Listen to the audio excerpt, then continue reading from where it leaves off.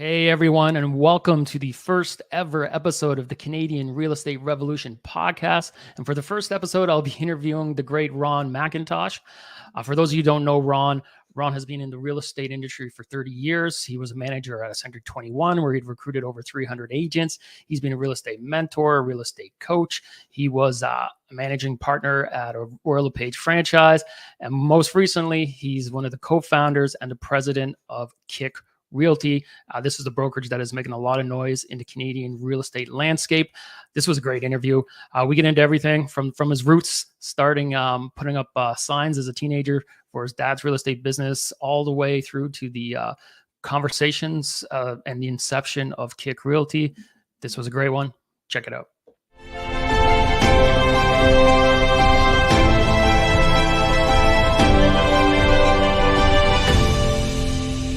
Hey everyone, and welcome to the Canadian Real Estate Revolution podcast. Super excited for my guest today. I got the great Ron McIntosh here. How's it going, Ron? Good. How are you? Good. Thanks for doing this. Appreciate it. Awesome. I'm excited. I love it. I thought a good place to start is why don't you let us know a little bit about your real estate journey, like how you got into it and some of the milestone stops on the way. Sounds good. So actually, I kind of really grew up in the industry. So my dad's been a realtor for, I believe it's about 38 years. And when I was young, I started delivering flyers for all his buddies and him. Kind of fell in love with it. I used to go out with him and do evaluations on homes. And I would always, guess pretty close to what they were listing it for. So kind of just fell in love with the industry. Once I got a little bit older, got a vehicle, I started installing the signs. So I had a real estate sign company. And then one of my mentors, Ken McLaughlin, the owner of RE/MAX Hallmark, he kind of introduced me to the whole company. So I started doing the installations for everybody at RE/MAX. Years down the road, I wanted to get my license, kind of tippy-toed around it, got my home inspections license, got my mold and air quality license. Started out doing that for a bit, but it wasn't kind of what I wanted to do. So finished the process, got my license, started at RE/MAX. And when I was interviewed by Kenny, the first thing he said is what do you want out of this? What's your goal? And I said, I want to be sitting where you are. Eventually, that's my goal, is to sit where you're sitting. He's like, awesome, whatever you need. So did that, did pretty well consistently. Right out of the gate, because I think I knew the talk and I was in the industry and it kind of just flowed for me. So I was pretty successful right out of the bat. Built a small little team, realized I was doing most of the work, most of the business was coming from me. So I kind of shut the team down. Then I got an offer to manage at another RE/MAX. So I asked Kenny if it was okay if I did it. And he said, absolutely, supports me in my journey. So I managed for a little bit, kind of fell in love with that.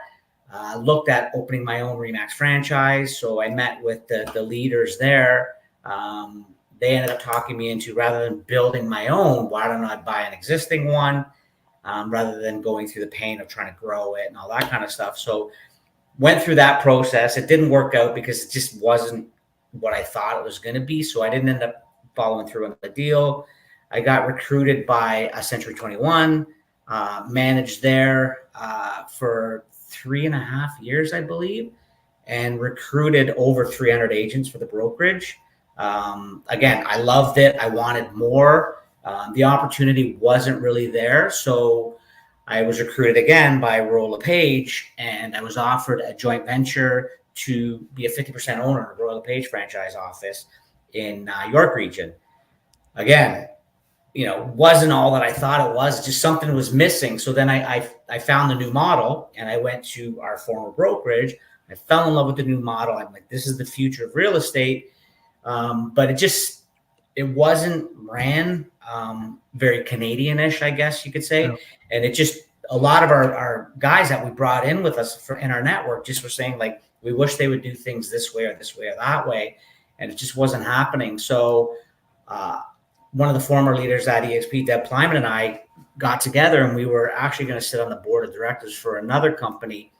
Awesome company, great guys. They're doing really well, but it just didn't fit with what our agents were asking us for. So we broke away and we started with other leaders from our previous brokerage, and we formulated KIC. And this has been like about a year and a half journey to get here, and it's been pretty cool. It's a lot of work, a lot of fun, and some really awesome people, and it's being received really well. So what are those early conversations like when you got that core group that would eventually, start KIC? What was kind of the vision, and what was some of those conversations? So the vision was, how do we make a company that understands the nuances of Canadian real estate, stays true to that, is meant for the average agent to do well and to earn in multiple ways. So one of my pains previous to this model was, you can work in this industry for 37, 38, 40 years and have absolutely zero exit strategy, no retirement. You have no equity in the company that you help, build or sustain or kept the doors open for years. So we wanted to fix that. And the model was already the foundation was there. And we just wanted to improve on that by being Canadian, or offer the same opportunity to Canadian realtors to be at the beginning of something, the ground floor, and help shape it. So we wanted it to be friendly to the average agent. We're like not a recruiter, not an influencer. You come here, you do your business. It's a great cap, low fees, and then opportunity in equity and shares, but also the revenue share piece. There's no qualifiers. It's all open, right? So it's easier for the average agent to do well here, and that's kind of where this all stemmed from. It's like, we can't compete with these big influencers. So how do we, bring our friends over here when they're being offered all these other things and this opportunity that they thought was coming up, and it just didn't.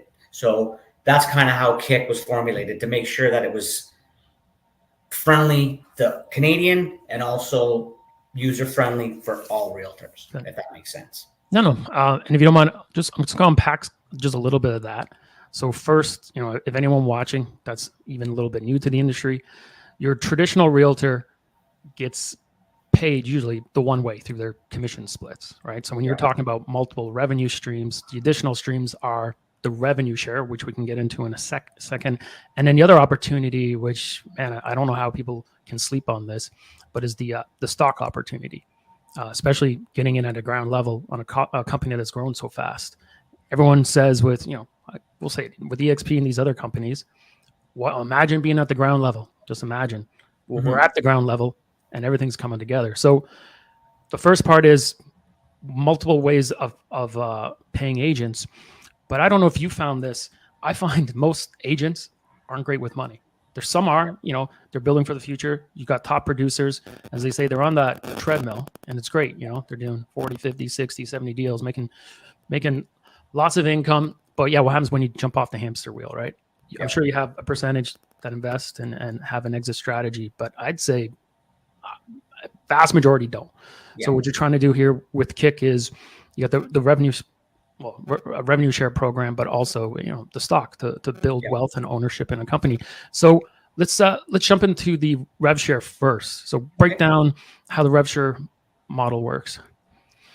So here, what we've done is we've taken 30% of every dollar that KIC takes in as revenue, and we share it back with the agents who are help building the company, who are the foundation of the company, are driving us forward. So at the other brokerages, there's qualifiers, right? So it's kind of like you got to have so many agents that you bring in to unlock certain levels, where what I was alluding to earlier is a lot of people aren't recruiters, right? They're not builders. They just have a few friends that would like to follow them. So we thought, how do we benefit them? So we've unlocked all levels, right? And it's kind of top heavy, where most of the revenue share is paid out on the first 3 levels, because that's where most of us are going to fit, right? Like the influencers and the guys that are builders and recruiters, they're going to fill all their levels. But it's meant to kind of work for all of us. So it's kind of like a level playing field for, the average agent, that they can build out a nice little network, get some good revenue share. And as you said, get off the hamster wheel. So it's kind of like, you look at real estate as like a roller coaster, right? you're doing all the right things and you're making lots of money, and you stop doing those things that made you the money, then you got to start over again. So if you got a consistent rev share check, even if it's $1,000, $2,000, whatever it is a month, it kind of helps, keep you on a level playing field. So that was kind of the idea of it. So all the levels are open, all 5. And like I said, 30% of everything that comes into KIC gets paid back in revenue. What we've also done is there's no company position. So if somebody leaves and there's a spot that becomes a company position, that person's no longer there to receive the revenue. It still stays in our revenue share fund. And then at the end of the year, 20% is taken out for staff bonuses, and the other 80% is paid to all the agents that are shareholders in a dividend. Yep. So 30% is being paid out regardless, right? So there's no qualifiers, there's no buffers, there's no, there's no like anything. It's just, this is what it is. Yeah. And if people just wrap their head around that. So these other companies that have rev share, sure, they have 7 tiers, but for those who don't know, to qualify, you have to have done a deal within, is it 6 months? Yeah, every 6 months. So if you have somebody you brought in, so these other models, you need 5 people that you brought in to open up the next tier, but they all have to have done a deal. And then you open up tier 2. Then you need another 5 to open up. And some of these companies, 1% or less ever open up tier 2. Yeah. And they're designed to really create, like attract the big recruiters and create, a handful of millionaires, because they're all locked. So very few people, as you said, you're just going to bring in a few buddies. So over at KIC, they're all open. So you don't need any qualifying. If you bring in a couple of buddies, which happens, it's happened with everywhere I've been, and one of them happens to bring in a couple, next you're getting this nice little rev share check, and it doesn't promote that bringing in those big recruiter types that kind of give a company a bad name. So that's what when I first saw the model, that's one of the brilliant strokes. Not only having them all open, but doing just the 30%. Yeah, because these other companies are running into massive rev share shortfalls right now, and they're spinning.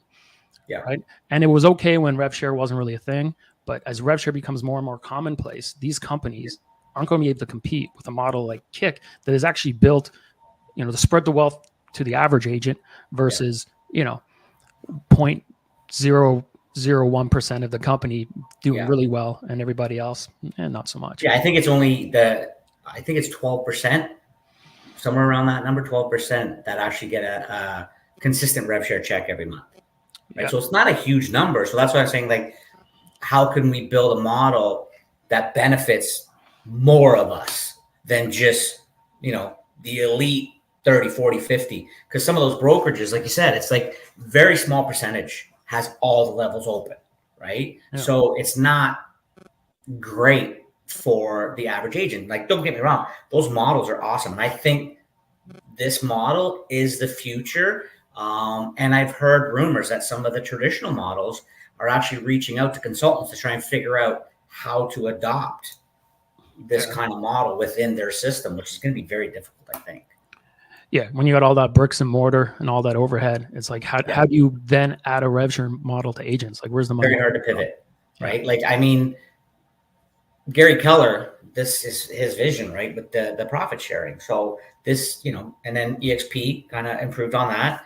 And then in the last, I'm going to say 3-4 years, there's been a lot of similar models, right? And that's the other thing too, is we don't have to compete, right? There's a lot of people that I found, even when we were all talking about leaving or going to a different brokerage, they were angry. Like, why are you taking our people? We're not commodities. We're not your people, right? Like, why is it a bad thing for us to look for opportunity to succeed as well as you are or whatever? And this is something that fits within who we are, right? And I just think the tribalism and stuff, it's not a good look. There's enough room for all of us. I think just in North America, what is there, roughly 2 million agents or something like that? And I think it's around, 150,000 are in this model. Right? So there's lots of room for growth. Yeah. Tons of room for growth.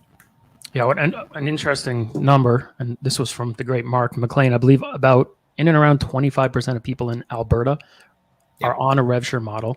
Yeah. And Ontario is 3%. Yeah. But what I find, that's an interesting stat is I find the West always sets the trends, right? Like we had these treasury rule changes and things happening, but a lot of the stuff was put in place West and it comes over. Yeah. So that revenue share, if you're an average agent, you're getting your commissions, you're doing great. When you hear rev share, you're like, oh, there's a stigma almost now with the recruiting side with these big aggressive recruiters. But eventually it's going to be just commonplace. Exactly. And every agent in the very near future is going to expect to be on a rev share program. And my theory, this is just me, is that these already existing bigger companies, they're not going to be able to compete because they can't really wipe the rev share program and put in this new one with giving away a lot less rev share, but more evenly, because they owe the growth of their company to a handful of agents that are I don't want to say only responsible, but they're a big reason these companies grew. So you can't go back to these guys and say, hey, you're going to make 10, 15, 20% of your making. Thanks for growing our company, but we need to compete. That's why, you never know. When I think KIC, I love the thought that went into the sustainability of the company. Yeah. And then that's another brilliant thing. By using less rev shares, you're not going to run into these shortfall problems. And the other thing I think you kind of glossed over too was these other companies have a shortfall. So at the end of the year, there's nothing to go around. People just got distributed less than they were expecting. But at KIC, you said when there's even open slots and all of this, and there's money goes directly into a revenue account, and if there's a surplus, it gets spread out and paid out. You said through dividends to shareholders. Yes. Okay. Yeah. So, and that's why our focus also is we wanted everybody to be included, right? So not everybody's going to recruit. So how do we make sure that they can partake in all the benefits of KIC? So when you join KIC or you apply to KIC, you buy shares instantly. That's part of the package for onboarding an agent. So you're instantly a shareholder. So if you do nothing but just sell your real estate, like what makes the wheel go round, you sell real estate, and then there you go, So you're instantly a shareholder. So any surplus at the end of the year in the revenue share fund, you're gonna get a dividend because you're already a shareholder, right? So we a lot of thought. Michelle Bouchard, absolutely brilliant, who helped us, build this out. Michael Tam. So Michelle's our CFO. Michael Tam's our shareholder enlightenment management, whatever you want to call them, and Willie, our CEO. There's a lot of thought in this because we all went through it and we saw, and again, don't get me wrong, it's awesome. This model is amazing.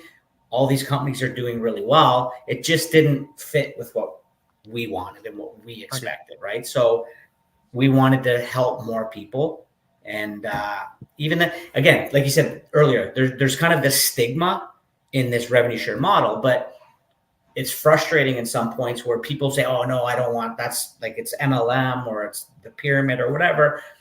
I think everybody should educate themselves first before they start saying all these negative things and understand what you're saying no to and understand truly what the company is and what it stands for and what the model will give back. So first and foremost, you got to do deals. And that's why we also wanted to open all the levels, because we don't want people getting off the production hamster wheel, getting on the frontline qualifying, hamster wheel to try and recruit agents, right? So we made it so, like you said, you doing your deals and your buddies want to see what you're up to and they join you, and then everybody benefits. So that was kind of the main focus in it. And we didn't want that stigma. So we didn't want that cutthroat trying to fight for people. That it's just everybody wins, and it's just simpler this way.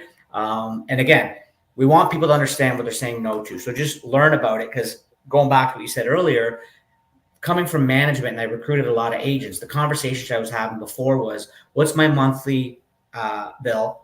What's my split? Can I have an office?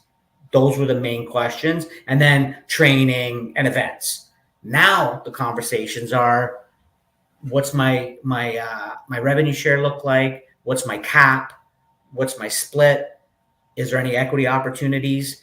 And is there training? So the conversations are different. So people are starting to understand that there is room for them to win in multiple ways, and not just see. I think the old traditional model is more of a pyramid than this new model, because the old model, it's like the top guys are winning. We're here. There's more opportunity for more people to win. Yeah, I love that diagram. So you have, Yeah. say, you have the international company, Yeah. and then you have the regions, right? So there's more of those, and it gets wider. Then you have the franchises. Then under that, you have, you know, the management staff, and, you know, all the people that have to work there and all of that. And below that, you have the agents. The agents pay for everything above. Exactly. Right. And then the rev share, like the franchise owners, you know, get rev share from the top, and same with the international company. There's a good diagram. And then when you look at it, it is literally a pyramid. And what people forget is every brokerage has recruiters. Like I get calls all the time. Now, what happens when you wipe out all that overhead and then you just, you know, you tell a buddy, you bring them in, there's no advertising money. It's just kind of word of mouth. And then you get compensated for doing that. And I just think no one's going to be able to compete as soon as people wrap their head around it. It's just going to be commonplace very soon. Oh, 100%. And I think it's clearly there's a shift in the industry because those big traditional guys are trying to figure out how do they pivot without frustrating the old original franchisees guys who are structured the way, you know, that they were initially brought into the system. How do you tell them the new guys are doing this without frustrating them? And it's very difficult because a lot of them have a lot of real estate and stuff like that. So it is hard to pivot. But also too with the MLM thing is it's not MLM, right? This is we're network marketing is what we're doing. We're not multi-level marketing. We're network marketing. So it's different, right? We're still selling real estate and we're just explaining the opportunity to our friends, which, like you said, I know when I was at Century 21, I had friends of mine that would bring in 3, 4, 5, 6, 10 of their friends to the same brokerage and got nothing for it. Yeah. Right. So, especially when you come over, they see you doing so well, or you're just having conversations. And then your friend from a old legacy brokerage is like, wait a minute, you make way better splits on me on your basic commissions. Oh, wait. And you get this revenue share. Oh, wait. And you get stock. Oh, wait. And your fees are less. And you got your own CRM and all these tools, which we haven't talked about yet. That's why it's when people, if they take the time, I just, you know, wrap their head around. And that's the big thing. It's just taking the time to understand what you're actually saying no to. And again, this isn't for everybody. And there's a lot of options for brokerages. There's not as many of this model yet. There's more in the States, but there's not a lot in Canada. But research them all, right? And see which one fits with you the most. Because I truly believe this is the future. And again, Mark was doing some research, and 100 of the top brokerages in North America in the last, I think it's 5 or 6 years, 17 of them have dropped out the traditional and replaced with the revenue share or flat fee service model. You're saying out of the top 100 brokerages, 17 have dropped out and replaced with revenue share or flat fee. So there is a shift, right? Because agents are saying, like, why am I paying all these big fees for what? Right? All brokerages offer a CRM. All brokerages offer a website. All brokerages offer training. All brokerages offer, you know what I mean? So what's that 1% that makes you different? Yeah. Right. So, and when you say it's hard to pivot, here's what I think is the future is going to happen. So as you said, it's going to be very difficult to pivot right away. These legacy brokerages, they got too much overhead in real estate, but they're already starting to embrace cloud-based technologies, right? And to try to compete with these cloud and hybrid cloud companies. So the ones that survive, they won't be able to do it overnight, but over time, they'll like meet in the middle years from now. I don't know what the timeline is. They'll close down locations. They'll create hubs. They'll bring in cloud technology, kind of what KIC is already doing now. And these other cloud companies are starting to do. And then we'll kind of meet in the middle a little bit down the road. And this will be the new world we live in. But as for right now, they just can't compete. It's not even close. Exactly. Yeah. And also too, you're right. We're not just strictly cloud-based. We do have like hub offices in each of the province, and we gather here, and we hang out, and we build our community, we build our culture, we get together, right? We mastermind. So that's the other thing that we were highly recommended by the agents that pushed us into doing these kinds of things, that this was an important thing to them, is they wanted that belly to belly, face to face, interaction with people. So yes, you do 90% of your business, you're on the road traveling, you're in your car, you're at Starbucks, you're at Tim Hortons, whatever. But it would be nice to come in and hang out and chat and be a part of the industry. Yeah. And then let's go to what I like call the main event. So explain a little bit of the stock opportunity that exists and the ownership in the company that you've developed with KIC. Okay, so similar to some of the other models, you have the opportunity to, when you join, you buy shares, which you just showed your token stock certificate there. But then each milestones, you can buy more stock, you can earn more stock, you can be awarded more stock, and we're hoping to eventually IPO. That would be awesome. There's no set time frame of like this many agents or in a few years or whatever. Just whenever the timing's right, we'll hopefully get there. But again, Michael and Michelle took a lot of time, a lot of discussion to make sure that we did it right. And we have some really pinpointed KPIs where we can kind of predict, Michael more so than me, and I'm pretty sure you met with him as well, that our stock will double at certain points of revenue and agent count. And it's kind of cool to watch that. And I'm learning a lot from Michael and Michelle and Willie in that regards. But we agree. This is a huge opportunity. So a lot of the people that have joined us, which was a surprise to me, because I wanted to build an awesome brokerage that everybody wanted to be at. But I'm now learning that this was even more important than I thought it was, to be on the ground floor of something that can be huge, right? So Michael and Michelle and Willie, we all kind of really wanted to make sure this was an opportunity. And you, as soon as I put it in front of you, you're like, oh my God, which, makes me feel like, okay, we got it, right? This I was like, the name of the game is to scoop up as much of the stock as you can for the next while. Yeah. Michael, for those who don't know, and as part of this founder series of podcasts where I'm interviewing the 4 founders of KIC, he's a venture capitalist, extremely successful. I didn't even realize. I'm going to do a separate podcast with him just on his video gaming and his work with Nintendo. But just a brilliant guy. Yeah. And he helped build it out. And when I first met him, when we had that call around Christmas time, one really thing that resonated with me and makes a lot of sense. Before you IPO, as soon as you IPO, it's like your baby's out into the universe, right? And you have way less control. But there's so much control now, and the meticulous detail and thought that went into the stock portion as well as everything else. I like how conservative it is, built for sustainability, and how clear and transparent it is. Like, for example, certain awards reduce as the stock goes up, which just makes sense. And he's the one who said, we got to take care of it now. You got to build something strong, sustainable before you release it. And it makes a whole lot of sense to me. So in the interim, while it's private, all of the increases, as you said, are based on key performance indexes, basically tied to agent count and rev share, right? Yeah. So, because like you said, once it goes IPO, and then people are gonna buy, sell based on whatever, right? You kind of lose that control. But and Michael is brilliant with that stuff, and it was very cool to watch him and learn. I actually have a meeting with him every week to kind of get coached on that stuff because I want to learn more about it, right? But there was a lot of thought put into that.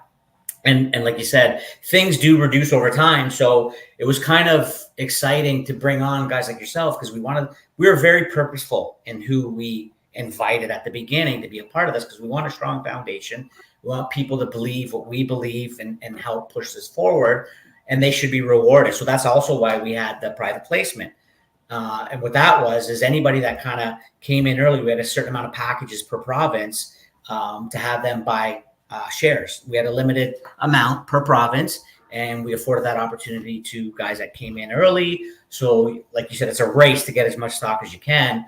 and a bunch of you guys bought more because you believe in it, right? And to me, it's like you're believing in yourself too, right? This is we're building this, so I'm confident in the leadership. I'm confident in the staff. I'm confident in the brokers. I'm confident in the agents. Like big things are happening, and it's exciting, right? So for those again who don't know, these stock awards, you're basically being rewarded for just doing what you do as an agent. Yep. We have one for when you cap, which is 75K GCI, and then the big one is when you get the ambassador award, which again is a production award, and you get compensated with a lot of stock for that one. Yeah.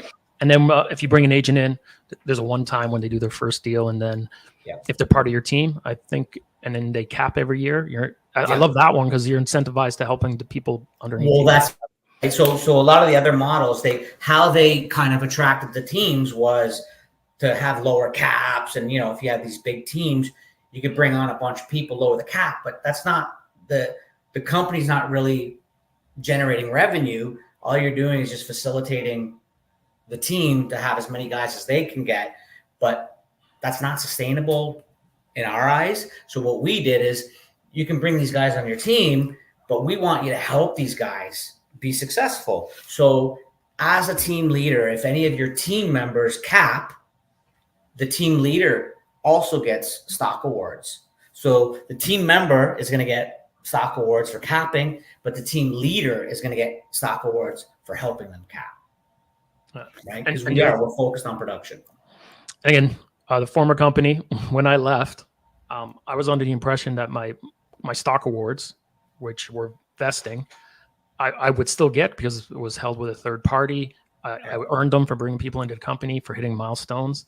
And then there was a quick pivot because I knew they were vesting for 3 years, but I thought it was more to control the selling of the stock. Maybe I didn't read deep enough, but still, I was told these are your rewards. But then they pivoted when I was leaving, saying, no, these are gifts and you have to be here with the company.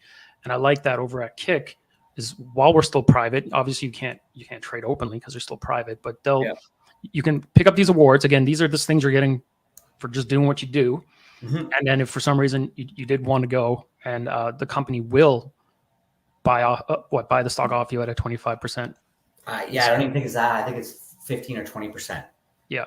Right. So and then that's the great thing too is when you do get your stocks, they're not vesting. You earned them. Here they are. Right. And that's the other thing too is I think a lot of those brokerages that do the vesting and stuff like that, it's also a way to keep people there, right? Because you don't want to leave and walk away from your stock, right? So you're kind of stuck. So we didn't want that. If somebody wants to sell their stock and move on, we are happy to help. It's a lot more Canadian. Yeah, exactly. Actually, that's maybe the last piece I just want to cover. And I'll be honest when I say we met, saw the model. I was 100% not leaving, by the way. Yeah. Because I had a good thing going. I was growing a team. I'm getting some rev share. That was, there was a shortfall, but it was rev share. Yeah. Things are going fine. And then I saw the model, as I said, the brilliant strokes, obviously the open rev share to deter recruiters and to spread the wealth. Love that. And then the stock and obviously the rest of the model, but the stock opportunity to me is massive. Yeah. But what I slept on was the Canadian piece. Yeah. It wasn't until I came over. It's just, I don't know. I went to other events with these other US based companies and it's a big hoorah. There's I don't know. It's a different mentality. I personally found a lot of greed and all that kind of thing. And then you come over here and what I keep saying is I feel like I met my tribe. I met my people. Everyone from the founders set this, I guess, tone for the whole company. And it just feels, feels more Canadian. Obviously, you're proving it to us by having an open model, bringing us in on the share opportunities as well as the collaboration that's already happening. Yeah, and, I appreciate it. Yeah, no, it was that was a big part of it. Like, so Willie talks about this a lot. That there was really 2 aha moments. Like we knew we were onto something, and the Canadian thing, we all knew it was important, but to your point, we didn't realize how much it resonated with the staff and the agents, right? Like we have a lot of agents that are they're in the queue the becoming over, and the Canadian thing resonates with them. So so the two big aha moments, especially for Willie too, was we initially asked Michael to review what we were doing because we wanted his advice. So we were just going to him to consult. And when he saw what we were working on and building, he's like, oh my God, this is awesome. He's retired, right? And like you said, he's done very well. He's retired. He's happy. He's traveling. And he's like, I want to be a part of this. And we're like, oh my God, that's brilliant. You should be part of the board because, you know, it'd be awesome to have you on the board and help guide us and make sure we're doing everything, you know, the right way. So that was a big one for Willie, me, and Michelle. And then the other one was, to your point about the tribe. We had our grand opening for Calgary March 2nd. And it was incredible. There were so many people that were they just said the same thing. Like, I feel home. I finally found somewhere that I belong. I love this company. I was at these other companies for 10 years and I didn't want to recruit. I didn't try. I didn't do anything. I've only been here for a couple months and I've already got this network of 20 or whatever. And it's not from me recruiting. It's just me being excited and people feeding off that energy. So that was another big thing. Like, oh my God, this is exactly what we talked about. It's real. Like, these people feel like this is their company. They're a part of it. They're building it. They're on the ground floor and they're steering us. Right. So it's and not to mention, it's just nice that all that money is not flowing south. Yeah. This substantial amount of the money earned in Canadian deals. I don't know the number, but it's got to be close. Yeah. Well, yeah. And I mean, even if you go to some of the other, the guys that got in early in those other models, they're all in the US, right? So the big influencers and most of the money does flow south, right? So the opportunity is now for the Canadian guys to be, you know, in the beginning of this and the foundation of it. So they can be, you know, rewarded for building the company, right? And you know, and if, you know, do decide to move KIC down south, and it's nice to know that the money's flowing north. Yeah. There's no big plans for that. You know what I mean? Like you said, once you IPO and then things kind of start moving at its own pace kind of thing, who knows what the future will hold, but none of us have, like, that's not even on our radar. We want to do really well in Canada for the Canadian agents. Yeah. And, you know, who knows, but yeah, that's not even on the radar right now. Yeah, you kind of covered my last one for you was like looking into your crystal ball into the future. Like, where do you see KIC going, you know, in the next 3, 5, even 10 years? Yeah, well, I mean, obviously we'd like to be open in every province. And then just, again, like a lot of these other companies and stuff, I don't know if you're a big fan of Simon Sinek, but the infinite and finite. Yeah. So we feel like those other guys it's very finite thinking, right? Like they're number one this, number one that, number one this, but then what? Like, what are you winning? You're not winning anything. And that's kind of our outlook is we want to be infinite. We want to be number one in Canada. We want to be the biggest in North America. We want to get to this. We just want to be an amazing brokerage that everybody loves being at. And we are all winning and we're all making money. We're having fun. And we want to keep the feeling you had, like, this is my people. We want to keep that. Right. So, we want to get to 20,000 agents or whatever. It's just like, we want to keep evolving and keep providing the agents with the systems and the tools and the opportunity to win at a high level and just keep going. Right. And this industry is kind of in a flux and it's changing. And we just want to make sure that we're, you know, at the front of that and supporting the agents. So really this is where we're going. It's just ideally we'd like to be open in every province and helping and supporting as many agents as we can.